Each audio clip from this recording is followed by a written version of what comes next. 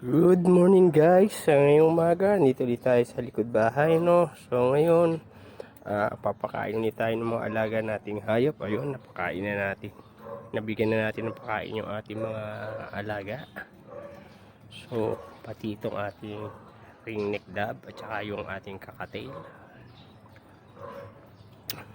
So ngayong umaga, ito nalipat ko na pala yung nanay ng ating, ayan, red tail pantail. Ito yung anak nila kasi nanganak sila kagahapon. Ayan, ang dami. Nakikita nyo, ayun. Tapos ayun yung isang bagong bili natin na pinagpapa-breed din natin na ibang kulay yan. Nakikita nyo yan. Ibang kulay niyan kaysa dito sa isa natin.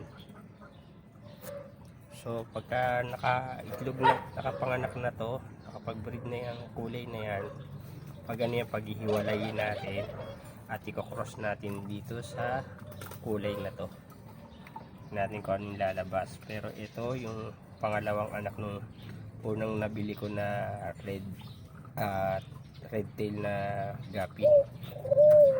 So ayan siya, madami siya. So ngayong umaga papakainin natin sila. Ayan guys, nakikita nyo sila.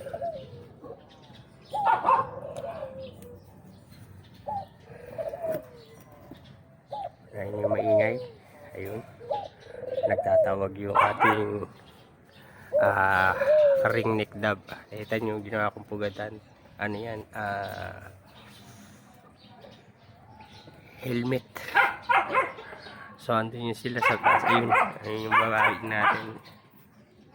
Nagtatawag yung lalaki. Andun sa pugat. Nakikita nyo guys. Ayun yung ating barako. Ayun tatay. So siguro baka by next week yan may mangingitlog na yan.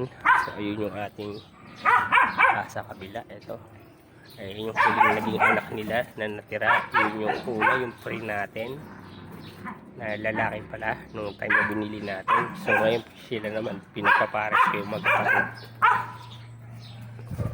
Tapos ayun yung tatay nila. Sana mga anak na uli by next week.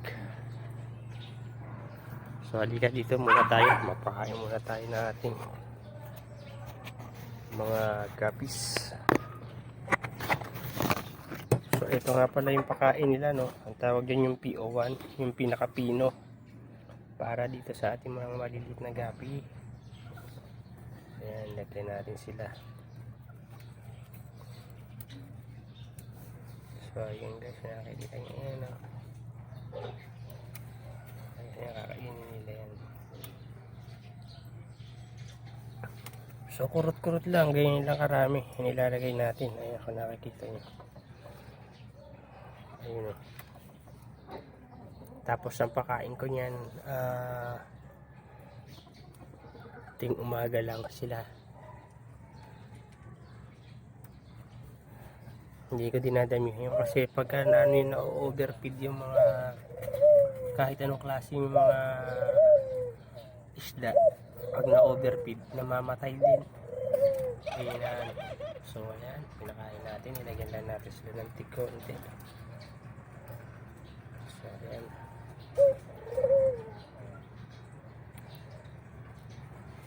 So okay na yun sa kanila. Mamaya doon naman tayo sa taas magpapakain. So yun dun sa taas yung kapatid nitong maliliit na gapi natin na to. Malalaki na. Meron silang kasama doon na 4 na piraso na kasabay ko na binili nito. Pero mga ganito rin halos yung kulay. Parang kombinasyon nga nitong dalawa eh. Kasi meron silang ibang halong kulay. 4 na piraso. Medyo malalaki na. Yung mga kapatid nito na nauna malalaki na sana.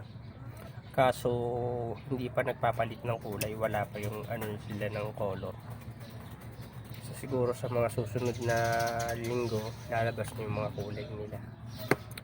So pagka update ko kayo doon, abang-abang lang tayo. So dito na lang muna tong video na to. Mamaya pagka yung follow up na video gagawin ko pag nagpakain tayo dun sa rooftop kasama ng mga molly marble molly at saka yung ating Australian red claw. Okay po. Maraming salamat. Thank you guys for watching.